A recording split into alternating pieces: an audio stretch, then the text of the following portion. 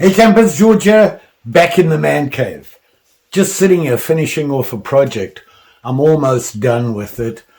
I've been working on it for about a month. I would just, every now and again, when I had a couple of minutes or whatever, I'd spend some time on it. I'd sit outside and whittle it, this piece of wood. So I thought I'd share it with you. It's the first time I've really tried to make a full-size wooden spoon. Was trying to think of what I could whittle, and a couple of weeks ago we're out with Will and Lee on a hike, and I found a piece of basswood. Well, not a piece, we found a basswood tree that had fallen over. Well, it wasn't fallen over, it was dead, and I pushed it over and cut a piece off because Will said help yourself. Decided I want to carve it because basswood, perfect for carving. It's a soft wood, easy to carve. This was a pretty old one, and I was a little concerned about the wood actually turning into punk wood. It seemed awfully soft. So I decided, let me make a spoon in the South 40 in the shed, in the workshop there, working on my ferro rod handles that I made a bunch of ferro rods, and I thought while I'm here, I'll just cut up this piece of wood and cut it so that I can start carving a spoon. I wasn't planning on making a video of it. I just wanted to try it. I took pictures along the way, kinda, and now I'm coming towards the end of it. I thought maybe I'll show you how it turned out. So I have a little bit of video and some pictures so you can see the progress, and this is where I am now. Let's check it out. Now I've got to deal with my piece of basswood. The basswood's not going to be a fire starter. What I want to do is just cut a piece off here so that I can draw what I want to carve on here. And I want to carve a spoon. I have more of it here. I have another piece here that we got when we were on Will's property doing that walkabout in the snow. If this works and there's nothing wrong with this wood, I'm going to use that to make a handle on another walking stick, because I think I might be able to carve a nice head into it. You know, one of them old man of the woods heads or something like that to go on top. The problem I have right now is in my workshop I have no way, I have no way to hold this so that I can cut it, and I have to cut it long ways. The other thing that I have to take into account is it's not perfectly round.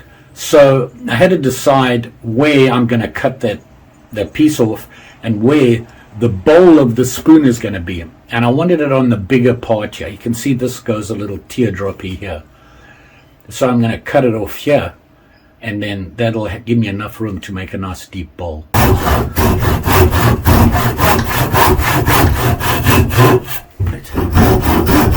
how close?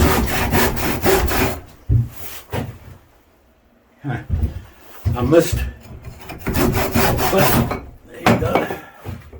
So now the idea is I can draw my spoon here on this flat surface, and this is the area where the bowl is. It gives me enough depth, I hope. My first kind of real life-size spoon. I actually want to make it kind of deep, a deep spoon. We'll see what happens. I got to clean up the workshop, get back inside, because I can tell you my hands are frozen.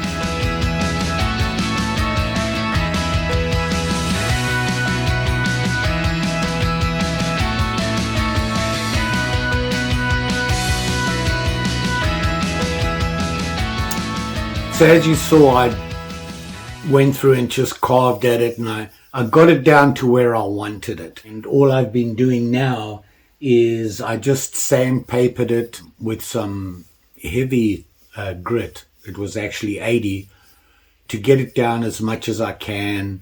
And then I just smoothed it off right now with some 400 grit. And here you can see it here. It's just a simple plain spoon. It's not really a usable spoon it's just a carved. I don't really think I'm going to use it. It has no real use. It's a spoon that I carved. The basswood, as you can see, is really light. A couple of things that happened was, because this tree had been dead for a while, the bugs had got into it. So there's things like this here, you can see there, that popped up. And there were a couple of them. There's a couple of holes that I couldn't really get rid of. but I'm hoping it won't be that obvious. You can see one in the bowl there. Say hello to Mary. Yeah, she wants to be. She's been a little odd lately. She hasn't been around when I've been filming, but for some reason this evening she decided she wants to be in the movie. Yeah, it's my bowl. You've been sniffing this thing and playing in the wood clippings. I've been trying to keep I've been doing it in the man cave and trying to not make a mess. Shavings and everything, I'd put them in a nice pile on the table here, keeping everything clear, and Mary jumped right in it and lay down on it and then dragged them all over the house. So if anybody's looking for a cat, kidding. Yeah, she's a good girl. So anyway, what I want to do is I'm going to stain this, a really dark stain. And I have it here. And it's this wood finish. It's a Minwax wood finish. And it's a penetrating stain. Doesn't really say here what color it is. But I did a test on it. And it's this piece of wood here. And you can see that's the natural color. And this was a very quick coat. I'm thinking if I put a couple of this on it, it'll be nice and dark. And I'll just sandpaper it a little bit more with the 400 grit that I have, and hopefully it'll look a lot better. So that's what I'm going to do now. Let me do that right now, and then when that's all done, I'll show you the end result.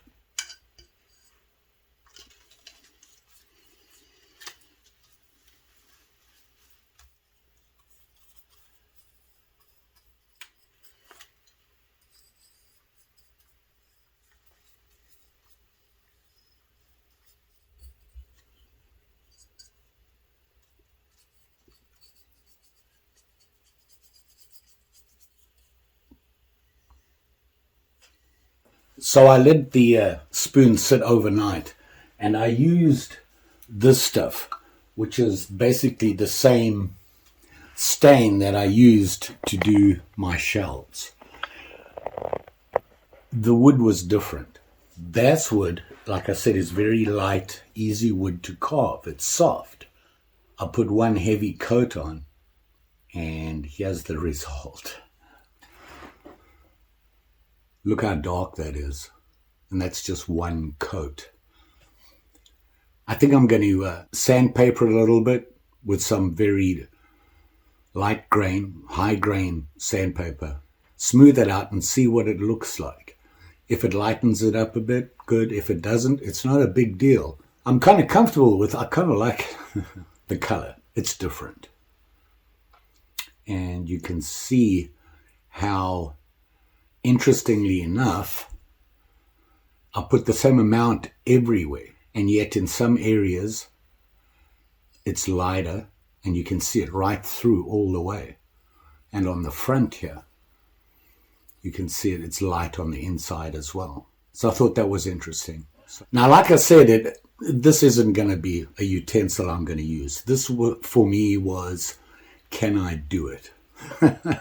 It worked out okay. It's not perfect. I wanted this to be more perfect round. I was actually going to make it deeper, but then I changed my mind. The whole shape of it actually changed as I went, because I like the idea of a nice, plain, simple spoon. I'll put a little string on it, and it'll go with my other pieces that I've done, the little ones. So what I'm going to do is use this extremely fine 400 grain sandpaper and see what it does.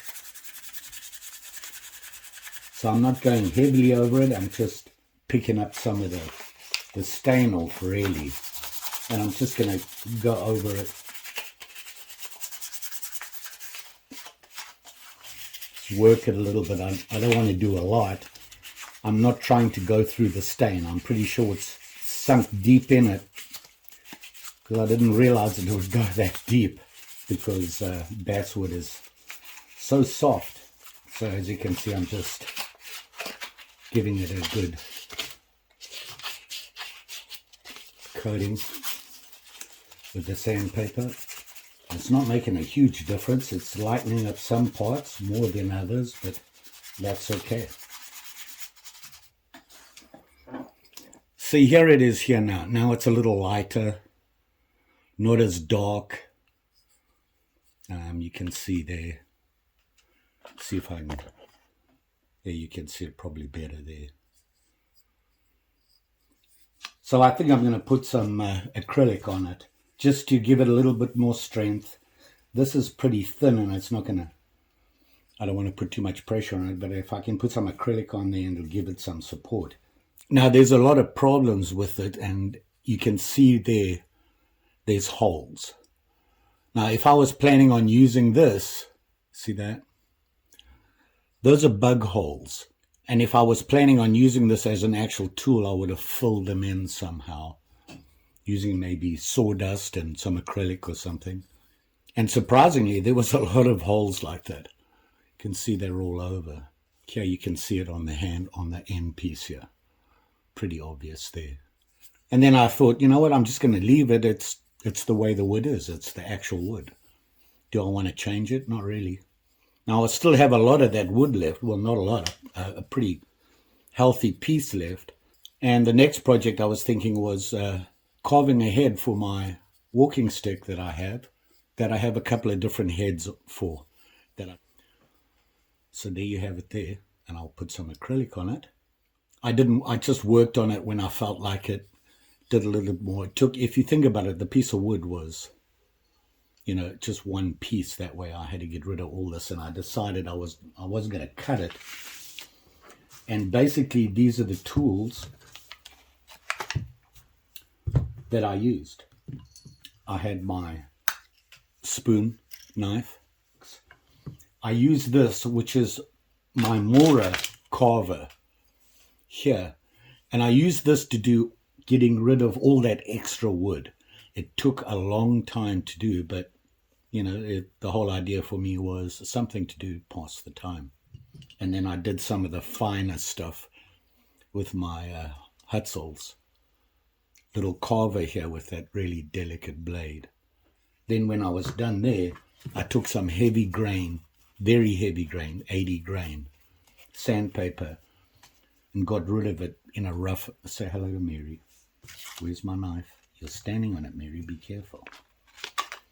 I took this to get rid of, you know, the really big knife marks and things like that, and then I finished it off with this.